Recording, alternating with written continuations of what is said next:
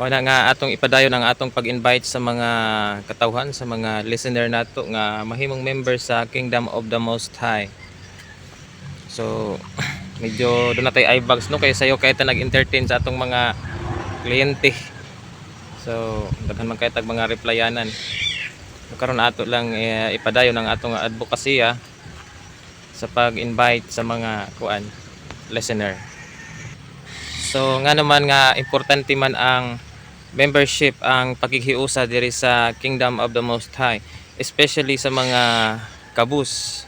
So of course ang mga kabus mao gayoy pinaka importante nga mga hinagiban karon alang sa panaghiusa tungod kay ang kalibutan anaa sa pag-antos.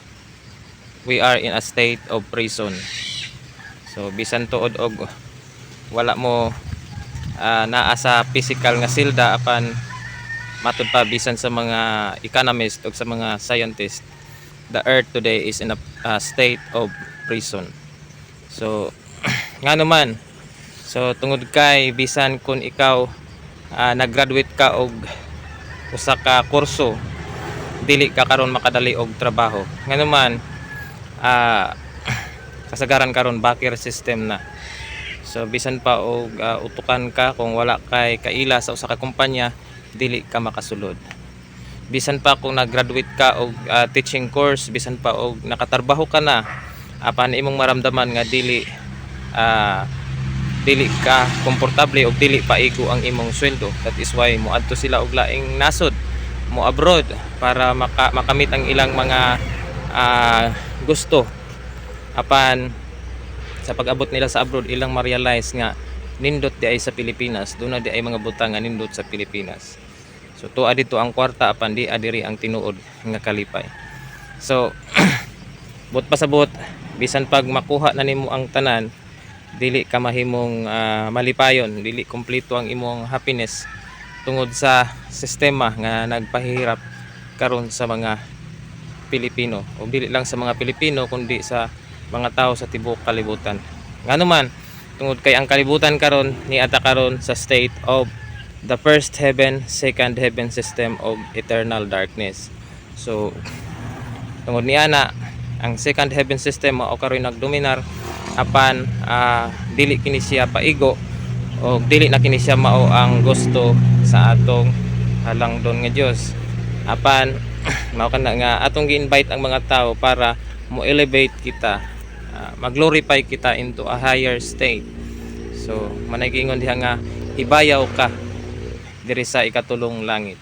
So kini siya nga pagbayaw, ug ang uban makatawa kay tingalig ang ilang but pasabot niini kanang gibayaw nga literal ang ilang lawas gi adto sa langit. So dili ni siya but pasabot, you are changing a system to a higher system. So from the second heaven system, kung relihiyoso ka karon, may embrace ka og higher system, mao kini karon ang Kingdom of the Most High, which has the potential to raise you up into a higher heavens.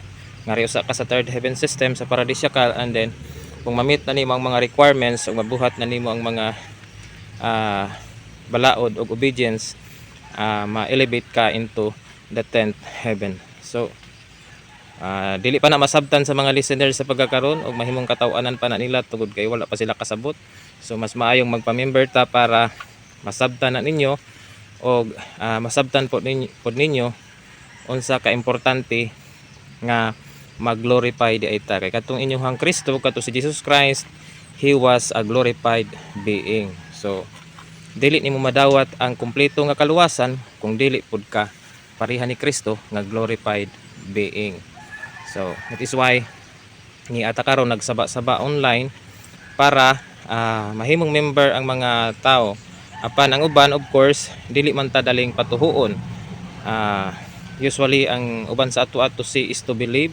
Ang uban nag-obserbar pa, tingali og scam kuno na or dili tungod kay rampant naman gud ang scam karon sa online. Daghan na karog mga creation, mga innovation sa tao para pagkuha lang sa ilang attention. And of course bisan gani sa ato ang Facebook, makita nato nga daghan jud kaayo ang mga gingon ta scammer. mga pangilad apan kining atong mensahe. Of course, this is biblical, and this is not only biblical, this is reality. So dili ni siya scam. Apan kung ang tao moingon nga mag-obserbar pa kuno sila usa mahimong member, so dako na siya kaayong sayop. Nganuman wala ta masayod kung pila na lang ka adlaw o pila ka na lang ka tuig gikan sa imuhang pagtan-aw karon ining video.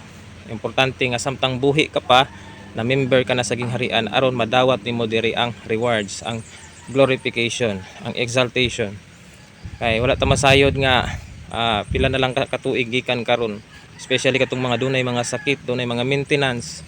So habang maaga pa, samtang makalakaw ka pa, magpa-member ka na sa Kingdom of the Most High. Nga mobisita ka na karon diri sa atong Holy Mountain, diri sa atong meeting house aron makita ninyo ang templo sa Dios. So by the way, ang atong templo, of course, dili ni siya istruktura, dili pareha sa pagtuo sa mga ubang relihiyon nga ang ilang temple kanana ang ginama og semento, ginama og tao. Apan ang temple nato diri usa kini kahari, usa ka tawo nga gisudlan ni Jesus Christ ni atong July 15 year 2000. So tungod kay mao kana ang tinuod nga templo. So inyo nang mabasa sa Bible nga ang tinuod ay nga templo dili di ay ginama og kamot, kundi usa na siya ka tawo, usa ka hari. So that is why diha sa scripture giingon diha sa Bible nga the Most High does not dwell in a temple made by hands. Dili mo puyo ang Most High God sa templo nga hinimo lamang og kamot, kanang mga gipatong-patong nga hollow block, kanang templo nga naay pintal nga nindot kayog tower. Dili na mao ang temple nga gisgutan sa Biblia nga pinakaimportante. Ang pinakaimportante nga temple is the dwelling place of the Most High, usa ka tawo kana. So man siya atong ipahibalo kay ang uban wala man masayod ni ana, o tungod sa ignorance dili man kita maluwas.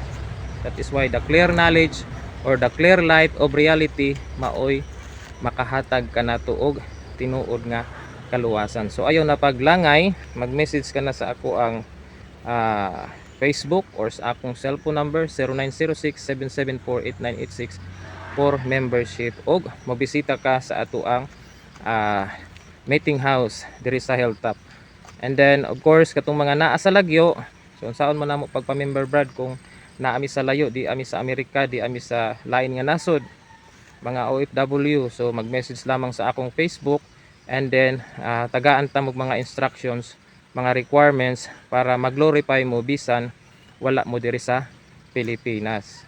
So dali naman lang karon pinaagi sa Messenger, mahatagan na nato sila mga instruction para madawat ninyo ang glorification diri sa tinuod nga templo sa Dios. So again, ang templo di ay sa Dios, dili di ay kanang mga templo nga balay, kundi ang tinuod nga temple sa Dios usa ka na katawo nga base diha sa scripture mataw ni atong 1981 og tawagon sa pagsulod sa ikatulong adlaw mao kadtong pizza nga akong gihatag kaninyo July 15 year 2000. So ngano man nga mauman kana siya. So katong sa mga curious, ato na siyang i-explain sa hinay-hinay kay dili man na diha-diha nga mapasabot sa inyo ha ngano nga year 2000 nagtawag ang Dios og tao.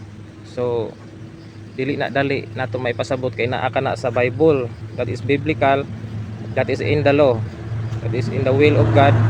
Diha sa Hosea chapter 6 verse 1 and 2 resulti diha, after 2 days he will revive us, and in the third day he will raise us up, and we shall live in his sight.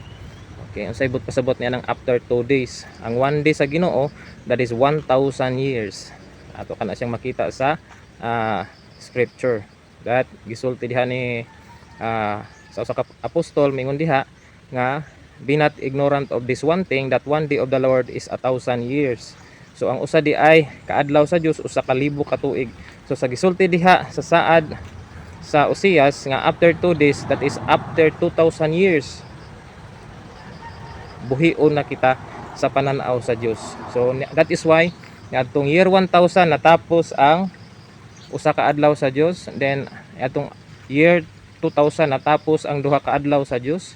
That is why ni atong July 15 year 2000, tungod kay mao man kini ang transition nga pitsa, nitawag siya og usa ka tawo, og katong tawhana nga yang gitawag mao kadto ang iyang gisudlan, mao kadto ang iyang temple to fulfill his promise in this last days.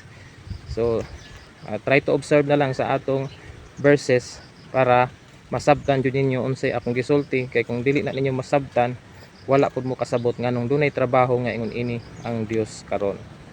So of course kini di ay nga trabaho, this is the work that will free you from spiritual and physical prison. So ang tanan di ay karon tawo anaa siya sa prison state, and then after 2 days he will revive us. So if you are a spiritual prisoner, he will free you after 2 days. Og ni anak kita sa third day, which is the third millennium, mao kini siya ang panahon nga buhion na kita sa Dios. Og ni ana di ay ang Dios sa yuta, kay misulod naman siya usa ka tawo. Ug kanang tawhana nga iyang gisudlan, mao kana ang Most High God nga ania sa yuta. That is why mabasa kana nato sa Salmo 91 nga ang Most High mao day na iyahang dwelling place, mao kanay temple of God. So that is why mabasa na nato na from verse 1 to the whole chapter, I think, of Psalm. Imo na siyang mabasa diha.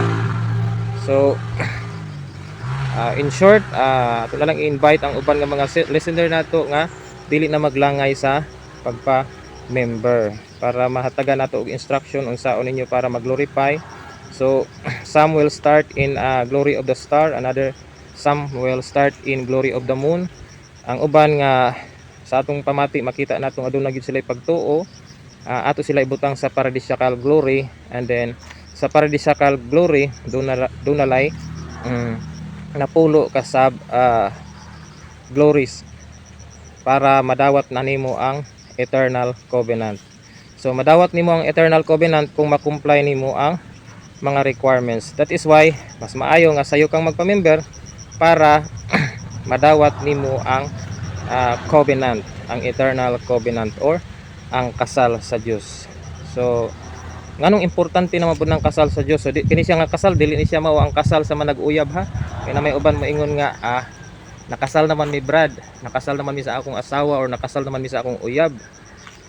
So kani siya nga kasal, lahi ni siya sa kasal nga gibuhat sa mga pastor o mga pare o uban ministro o uban pang mga religious group. Kini siya nga kasal, this is the wedding of the bridegroom and you as believer of Christ. So asa man siya nato makita kini siya nga covenant, kini siya nga kasal. So mao din siya ang pinakalahi nga kasal. 25 verse 1 to 12. So ana nato diha mabasa nga aduna dihay 10 virgins. So ang gisulti diha nga katong mga nakadawat sa wedding feast, sa kumbira sa kasal, mao ang makadawat sa kumpleto nga kaluwasan. Kay gisulti diha nga ang 5 nga mikuyog o nakapangandam misulod sa kumbira sa kasal, and then gisirad-an ang pultahan. And then gisulti diha ni Jesus Christ nga kadtong mga laing 5 nga danghag nga wala makapangandam, wala mudawat sa kasal, wala na niya mailhi. I never knew you, hindi ko kayo mga kilala. So giklaro diha ni Kristo nga I do not know you. So maabot day ang panahon nga kung mamatay ka na, mangadto ka sa purtahan sa highest heaven, dili di ay ka madawat, kay wala ka mailhin ni Jesus Christ, kay wala man nimo madawat ang eternal covenant diri sa Most High King, diri sa yuta. Kay samtang nagsikita diri sa saba, wala man gipalapos ra man nimo sa pikas daunggan, ug wala man nimo sunda ang atong instruction. So mana siya nga importante di ay kaayo ang atong mensahe, no? Importante di ay kini siyang kingdom of the Most High alang sa imong kaluwasan. That is why gipaningkamutan nato nga nagsaba-saba gyud ta diri para sa kaayuhan sa spiritual nga kahimtang sa mga tao ug sa iyang kaluwasan. So ang uban tuwa sila mo abiba sa mga vlogger nga manghatag og kwarta, pero ang kwarta sultihan ta mo dili na siya ninyo madaha sa inyong kamatayon, di ara na siyuta nga. Ang uban tuwa mamasin sa loto, tuwa mo hatag sa ilang suporta. So dunay minilyon nga mga Pilipino karon nga tuwa sa loto mo invest kay namasin nga mudaog, apan pila lang ang mudaog, usa duha lang ang mudaog. So mas maayo nga ang minilyon nga mga tawo mobalik sa Dios aron mahatag sa ilang katungod ug usbon sa Dios ang sistema nga nagpahirap karon sa mga kabos, dili lang sa mga kabos pati sa mga dato ug sa mga katawhan sa Dios. So kadtong mga nakasabot mosunod, apan kadtong mga danghag mo katawa ug ibaliwala lamang kining video ha.